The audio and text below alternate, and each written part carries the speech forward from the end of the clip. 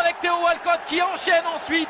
Appel parfait, conclusion géniale, 1-0 pour Arsenal. Superbe la finition de Theo Walcott, très très calme devant la sortie de Joe Hart, son coéquipier dans l'équipe nationale d'Angleterre.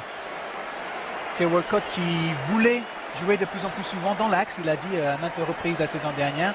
Voilà pourquoi, parce qu'il se sent de plus en plus à l'aise dans cette situation maintenant. Les one-to-one, comme on dit en anglais, devant le gardien, là, il a été vraiment exemplaire. Et c'est son 3e but dans cette préparation d'Arsenal. Il a marqué notamment face au Galatasaray il y a quelques jours. Là, il est dans le dos de la défense et notamment de Gaël Clichy.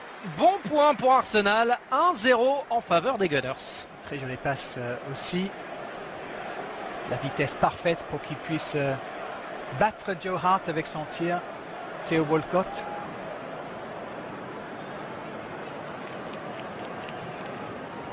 Et dont on se demandait s'il allait prolonger ou non son contrat en fin de saison dernière. Finalement, il est resté à Arsenal. Et lui, il marche bien, on l'a dit, 3e but pour lui en préparation. Olivier Giroud aussi, en grande forme. 7 buts marqués dans cette préparation pour l'instant, dont un absolument sublime face au Napoli. Et ce sera intéressant de le voir à l'œuvre, alors que l'autre avant-centre français, Yaya Sanogo, lui, est blessé.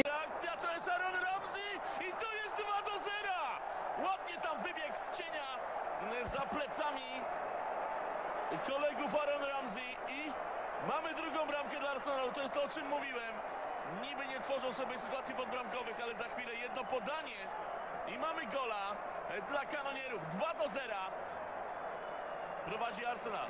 Absolutnie nie ma spalonego. Spóźniony tutaj chyba był Gaël Clichy, jeśli dobrze widziałem. A więc drugi błąd reprezentanta Francji w tym meczu. Stał na pozycji spalonej Olivier Giroud, ale piłka nie była do niego grana, a właśnie do Aarona Ramseya ten mija Joe Harta. I mamy już dwubramkowe prowadzenie kanonierów.